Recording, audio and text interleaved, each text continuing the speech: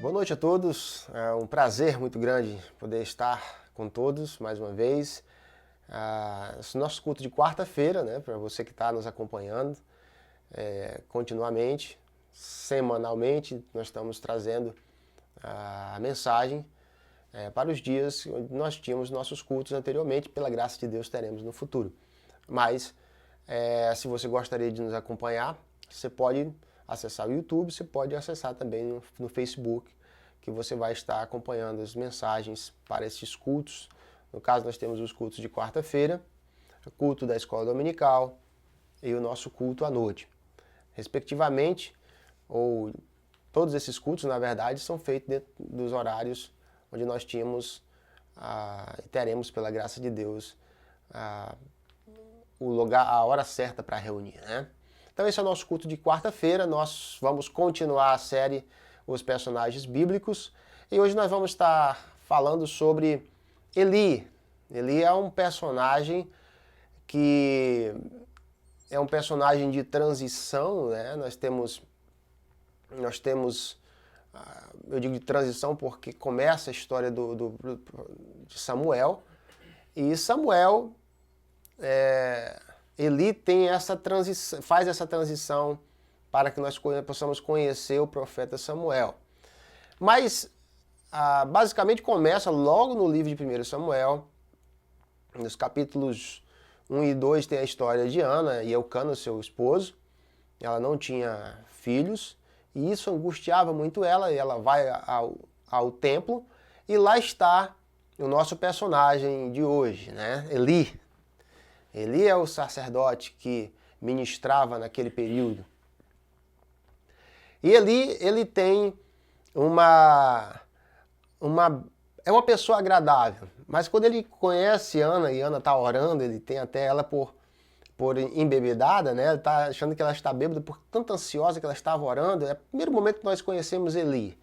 E eles têm um diálogo, ela fala para Eli que ela não estava bêbada, mas que ela estava ansiosa de coração porque ela não tinha filhos. E então Eli conversa com ela, abençoa a vida de Ana, e aí a história se desenvolve, né, com Ana tendo um filho futuramente, e esse filho é entregue aos cuidados de Eli, que esse era o voto que Ana tinha feito, para que esse filho ministrasse, fosse dedicado ao Senhor desde a sua infância. É uma situação bem interessante. E Eli passa a ser o tutor de Samuel. E Eli também abençoa Ana, pedindo a Deus que pudesse conceder mais filhos no lugar daquele filho que ela estaria deixando para que ele pudesse ministrar desde criança no templo do Senhor, né, no santuário do Senhor. E então, nós temos esse início do conhecimento que nós temos sobre Eli. Então Eli, nos primeiros momentos que nós temos, ele era um homem muito bem intencionado. Ele era um homem bem intencionado. Era um homem que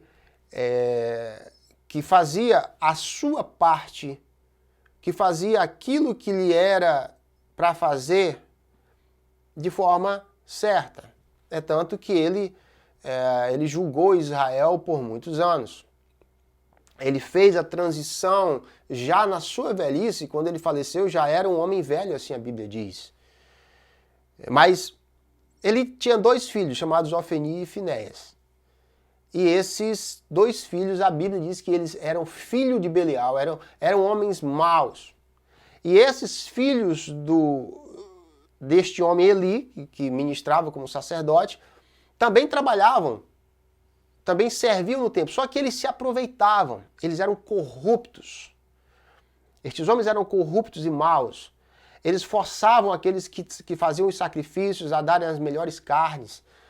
Eles transgrediam os passos, as ordens de não comer gordura.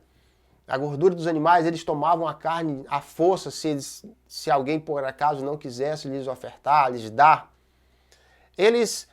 A Bíblia diz que eles se deitavam, você pode conferir no capítulo 2, em 1 Samuel, eles se deitavam com as mulheres que serviam, e se deitavam, você entende o que eu estou falando, com as mulheres que ministravam, que serviam fora do santuário. Então, eram homens, esses dois filhos de Eli, eles eram simplesmente pessoas que tinham uma má fama dentro de Israel. As pessoas conheciam esses dois homens, filhos de Eli, como homens que faziam atos horrendos, espiritualmente falando, inaceitáveis. E, com certeza, a Bíblia demonstra que essas conversas, o que o povo achava, né? A gente sabe que quando há uma má atitude, uma atitude intolerável, uma atitude de transgressão daquilo que é santo, até os pecadores sentem. Até os pecadores criticam. E não aconteceu diferente. Aqueles dois homens, filhos de Eli, como tinham atitudes erradas e más dentro do santuário de Deus, não foi diferente com eles, e a má fama chegou até seu pai, Eli. Mas Eli aí começa a mostrar uma parte diferente do seu caráter. Então nós vemos primeiro um Eli, um homem atencioso, um homem generoso, um homem que faz a sua parte de ministrar os ofícios do sacerdote, ele faz a sua parte, mas ele não era um homem de caráter forte. Eu queria que você pudesse colocar isso no seu coração. O caráter forte é um caráter que envolve completamente a vida espiritual. E então, você já viu aquela situação onde aquelas mães, eu agora não sei se eu vou alcançar algumas mães, aquela mãe que eu ouvi muito isso, né, já vi muito isso acontecer. Aquela mãe que ela teme resolver os problemas e teme até às vezes ficar mal com o filho, e o filho está fazendo alguma coisa errada, está ali mexendo em alguma coisa e está reincidindo, fazendo de novo, ela até já falou com o filho. Aquela mãe que diz assim, eu já falei para esse menino, eu não sei o que esse menino... Aí alguém reclama para a mãe, não, mas eu já falei com esse menino. Então ali chega um momento, lá no capítulo 2 de 2 Samuel, onde ele chama os filhos para conversar. Ele diz, meus filhos, não é certo o que vocês estão fazendo. Olha, o pessoal está falando mal da vida de vocês. Isso não é bom o que vocês estão fazendo. Vocês estão fazendo o povo pecar, vocês estão fazendo o povo transgredir, vocês estão errando. Mas essa palavra de Eli para com os seus filhos é tipo aquela mãe que diz, não, eu já falei com esses meninos. Mas ele não queria, ele não se dispôs a de fato resolver o problema. Ele cumpriu como se diz assim, ele cumpriu para dizer que não fez nada, ele disse assim, não, mas eu já conversei com esses meninos. Se alguém chegasse para conversar com eles, não, mas eu já falei com os meus filhos sobre isso. Não é isso que muitas vezes a gente faz quando não quer resolver um problema de fato? A gente faz uma meia boca só para dizer que a minha parte foi feita. Eli fez isso. Inclusive, é um desvio de caráter também. Quando a gente precisa resolver um problema e a gente só faz um pouquinho para dizer que não, já fiz a minha parte. Mas eu não me envolvi mesmo com aquilo. Então ele diz, não, se alguém me criticar, o que eu vou dizer? Não, já conversei, eu chamei esses dois meninos para conversar, mas eles não mudam. Mas o problema é que existia uma pessoa muito importante, dono daquilo tudo, e que se importava muito com todo o ritual em volta dessas ofertas, dos sacrifícios, do tabernáculo, onde se eram ministradas as ofertas do povo de Israel, que estava atento à situação. Então, Eli fez essa meia boca, né? O nosso personagem, ele fez essa, eu já falei com esses meninos, Mas aí um dia vem um homem de Deus, lá em 2 Samuel, capítulo 2, versos 27 a 29, você pode ler até o 30 também, que diz o seguinte: veio um homem de Deus a Eli, e lhe disse, assim diz o Senhor, não me manifestei, na verdade, à casa de teu pai, estando os israelitas ainda no Egito? Na casa de Faraó, eu o escolhi dentre todas as tribos de Israel para ser o meu sacerdote, para subir ao meu altar, para queimar o incenso e para trazer a estola sacerdotal perante mim. E dei à casa de teu pai todas as ofertas queimadas dos filhos de Israel. Pois, por que pisais os pés dos meus sacrifícios e as minhas ofertas de manjares, que ordenei se me fizessem na minha morada? E tu, olha só, e tu, por que honras a teus filhos mais do que a mim? Para tu e eles vos engordardes das melhores de todas as ofertas do meu povo de Israel. Chegou um momento que Deus teve que confrontar Eli. Deus teve que confrontar Eli. Por que Deus teve que confrontar Eli? Como eu falei, tudo isso interessava a Deus. É interessante nós pensarmos, sempre que nós olharmos um texto bíblico e nós vemos uma manifestação bem clara de Deus, nós precisamos, porque a teologia é o estudo de Deus, né?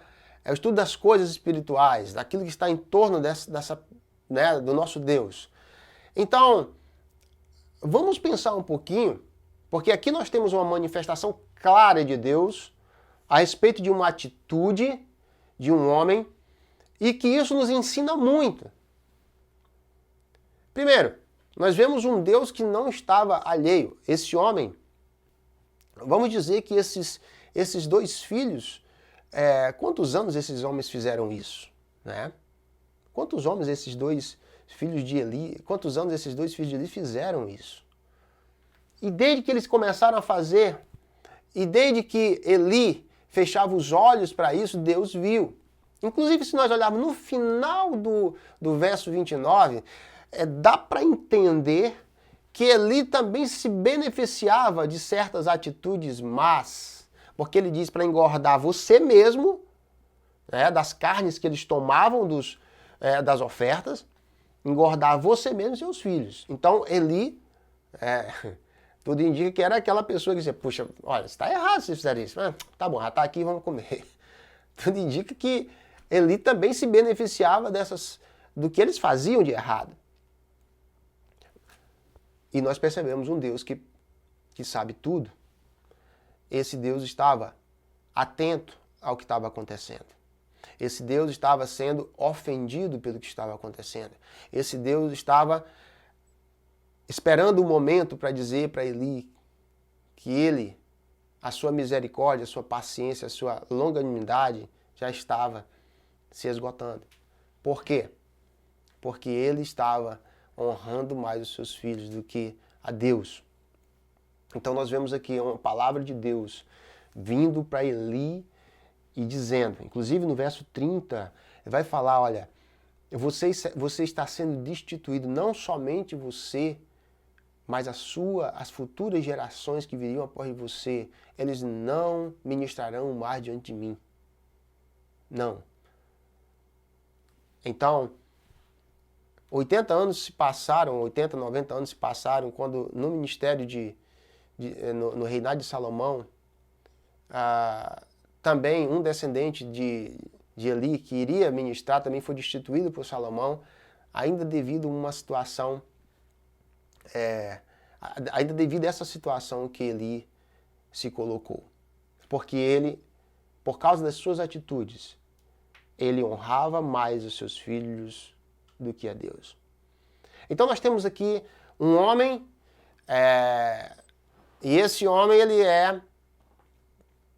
tem essa parte boa. Primeiro, escute bem, um homem super bem intencionado, um homem atencioso, um homem que atende, que faz o seu papel. Mas ao mesmo tempo nós temos um homem de um caráter fraco e que permite o erro ao seu redor. permite o erro na sua vida, porque ele era autoridade. Ele não poderia deixar os seus filhos agirem daquela forma em Israel. Então a Bíblia diz que o próprio Deus diz que ele honrou mais os seus filhos e ele desprezou Deus. Então, quem é a figura pela qual Deus foi para os seus 2 filhos? Não, Deus veio para aquele ao qual tinha maior responsabilidade, ao qual Deus colocou para julgar e para dirigir Israel naquele período. E Deus chama a ele. E Deus diz que a sua atitude... É bom nós pensarmos isso, por quê? Porque no pensamento humano, muitas vezes nós achamos, se eu estou fazendo aquilo que me foi dito para fazer e eu estou fazendo o meu papel, que não importa o resto. Mas não é bem assim. Não é bem assim. Se Deus me colocou, se Deus me deu um dom, se Deus me capacitou, se Deus me colocou em nenhuma situação de destaque, inclusive no início logo nesses versos que se seguem, após o versículo 29, ele diz, eu escolhi você, né? Eu escolhi você. Eu dei a você o privilégio de me servir. Então, ele iria servir dentro do ambiente espiritual, dentro de um ambiente onde a santidade de Deus precisa ser super zelada, onde tudo aquilo que envolve Deus precisa ser olhado como santo, o ambiente todo ser olhado como santo. Toda a vida do tabernáculo, o templo, tudo estava sob a responsabilidade de Eli. Seus filhos estavam sob sua responsabilidade. Não era só fazer o meu papel, era tomar como um todo, já que ele servia a esse Deus santo. Então nós vemos um homem que tinha boas intenções, mas era um homem com um caráter fraco. Um homem que não tinha uma posição definida quanto à santidade de Deus. E a palavra do Senhor diz que Deus, nesse dia, no dia da profecia, diz que, olha, no mesmo dia morrerá você e seus filhos. E um dia em que Israel entrou em guerra contra os filisteus, Eli tinha mandado os seus 2 filhos. Olha só, você já pensou em que perigo estava Israel? Porque os 2 filhos foram para ministrar, levando a arca do Senhor junto com os outros. E os inimigos não somente tomaram a arca, mas mataram os 2 filhos de Eli. Tomaram a arca e mataram os 2 filhos de Eli. Quando o mensageiro trouxe as novas para Eli, ele estava sentado numa cadeira.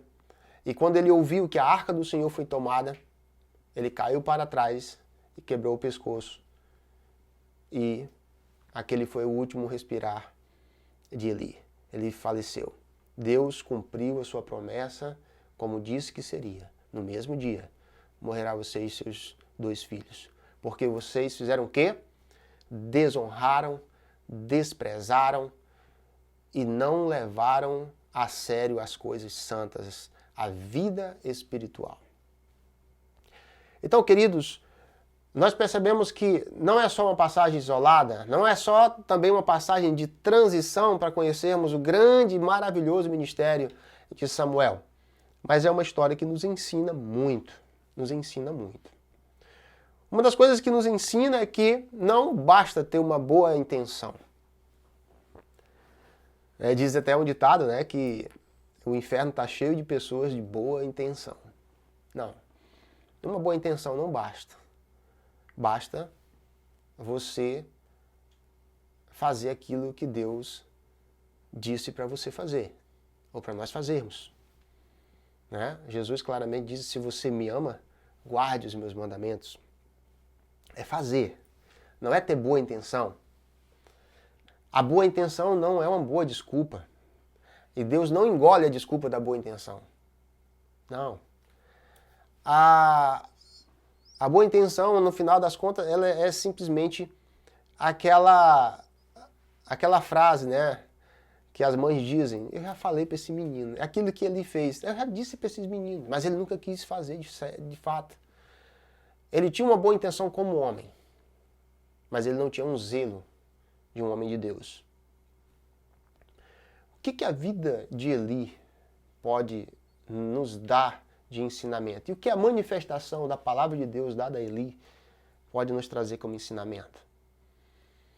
Para nós podermos aplicar essa breve relato sobre a vida de Eli, nós precisamos fazer uma ligação com o Novo Testamento e nós vamos ver que nós temos uma responsabilidade maior que a responsabilidade de Eli. É assustador. Não é fácil. É desafiador. Mas é verdade. A palavra do Senhor diz que nós não ministramos em um templo. A palavra do Senhor diz que nós somos o templo. Acompanhe comigo 1 Coríntios capítulo 16, e o verso 19.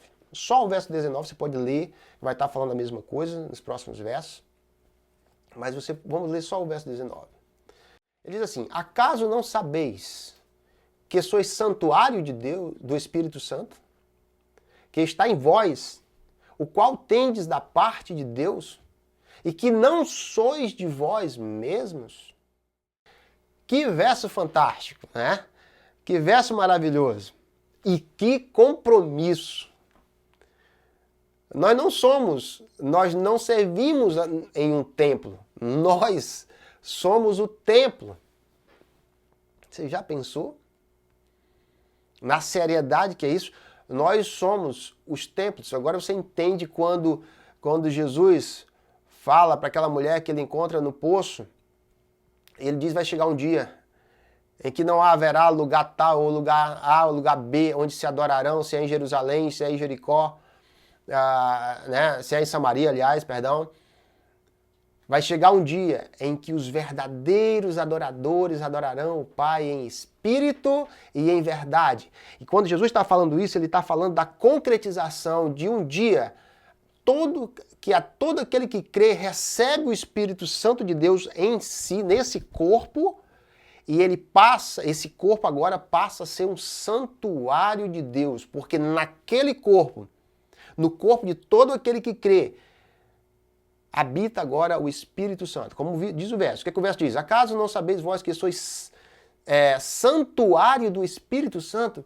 Meus irmãos, é algo muito sério. É 10 vezes mais sério do que o ministério de Eli. Porque Eli servia no santuário. Nós somos o santuário. Nós somos o santuário de Deus, habitado pela a essência da santidade de Deus, o Espírito Santo de Deus. É algo muito forte. É algo de responsabilidade incomparável. E nós precisamos entender, e nós precisamos também nos perguntar sobre as nossas boas intenções, mas também nós precisamos saber se nós estamos somente com boas intenções em muitas áreas da nossa vida. Talvez até mesmo na área de criação de filhos. Podemos ser aqueles pais que não entendem que os meus filhos, eles vão gerar outras pessoas, né? E serão outras gerações. E que daqui a pouco, 90, 100 anos na frente, meus filhos sofrerão por causa que eu não fui um bom sacerdote desse santuário que Deus nos deu. Nós somos santuários do Espírito Santo de Deus. E sendo esse santuário, nós precisamos entender que a nossa responsabilidade de vida é muito grande. Nesses dias de hoje, eu espero não estar sendo um tanto duro, mas como pastor, e a gente sabe de pastores e líderes de igreja, líderes de ministérios, e quantas vezes eu não vi ministérios, quando nós falamos ministério, talvez você não está me entendendo, é aquilo que nós fazemos dentro da igreja ou fora da igreja, servindo ao Senhor, mesmo que não sendo na capacidade de pastor, né, ou de diácono, mas tudo que nós fazemos. E muitas vezes eu vi líderes de ministérios, líderes de áreas dentro da igreja que deixavam com que pessoas que estavam em pecado continuassem. Pais que permitem que os seus filhos crentes, filhos adolescentes que estão descobrindo a vida agora, o filho ele está se corrompendo no mundo e o pai fica de boca calada. A igreja sofre por causa disso. A igreja sofre porque a igreja é a casa de Deus. E os pais que têm os filhos, que estão lá fora, que estão frequentando, né, começando as festas, as bebidas, mas são filhos de crentes, filhos sob a responsabilidade daqueles pais. Mas o pai o quê? Faz o quê? Cala. Porque o pai diz o quê? Eu já falei com esse menino que não é certo ele ir para as festas, que não é certo ele estar bebendo, que não é certo ele estar se prostituindo. O pai faz o quê? O pai faz uma meia boca. O pai se comporta exatamente como Eli. E muitas vezes, muitos filhos são dignos, sim, de ser tirados do meio da congregação, porque não condiz mais. Certa vez, uma pessoa que acompanhei como jovem, e a vida dele começou a... Vamos entender, não é uma questão religiosa que seja radical, não. Uma vez que você quer viver a vida que o mundo oferece, as portas estão abertas. Se você for perceber, Jesus Cristo ele nunca ficou se jogando nos pés das pessoas para dizer, fica aqui, mesmo do jeito que você está. Não. Sempre Jesus tratou o seu reino como algo muito especial. Um dia Jesus pregou uma palavra dura. E algumas pessoas que serviram ele disseram, olha, não é bom, nós não conseguimos ouvir essa palavra. Quem quiser me seguir, coma da minha carne e beba do meu sangue. Nós não conseguimos ouvir essa palavra. E eles foram embora. Você sabe o que Jesus fez? Ele olhou para os discípulos, para os seus discípulos e disse, vocês também não querem ir, não? O reino de Deus, a casa de Deus é importante. Mas muitas vezes pastores deixam na sua equipe ou nos seus ministérios pessoas que não podem estar lá. Líderes de ministério deixam pessoas nas suas equipes e dentro do seu núcleo de trabalho está lá e não pode estar lá. Pais deixam os seus filhos viverem vidas e não se reportam, não chega e diz, olha, meu filho está vivendo uma vida errada, não condiz mais. É simples, segue-se a vida no mundo, mas a vida da igreja precisa ser uma vida de santidade. Precisa ser uma vida de zelo. Precisa ser uma vida reta. Nós somos responsáveis pelo ambiente de santidade, onde a igreja, o conjunto de pessoas, o conjunto de santuários reunidos, está reunido, aquele lugar é muito santo. Então nós precisamos zelar pela igreja de Cristo. Nós precisamos zelar pela casa de Deus. Mas também podemos estar nós mesmos, admitindo coisas nas nossas vidas, onde nós temos boas intenções, mas nós não saímos do canto. Vivemos patinando no mesmo erro, na mesma falha.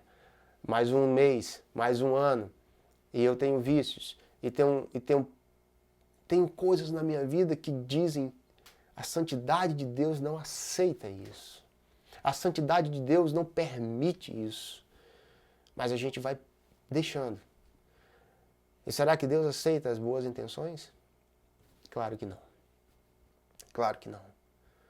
Nós somos santuário de Deus.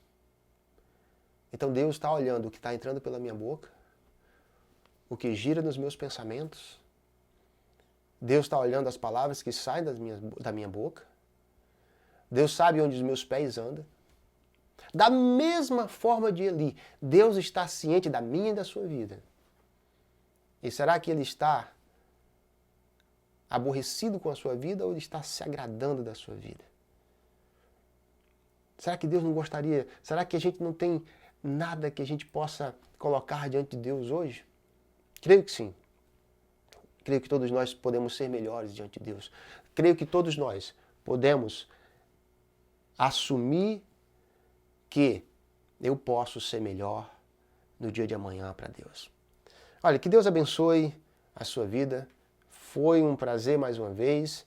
Eu espero que o estudo desse personagem, embora tenha sido rápido, possa abençoar a sua vida, possa confrontar, quem sabe, alguma coisa nas nossas vidas, para que nós possamos ser melhores. Que Deus abençoe a sua vida Vamos continuar em casa por enquanto e brevemente nós estaremos nos encontrando pela graça de Deus no nosso templo, na casa de Deus, na igreja de Cristo. Que Deus abençoe a todos. Até o próximo programa.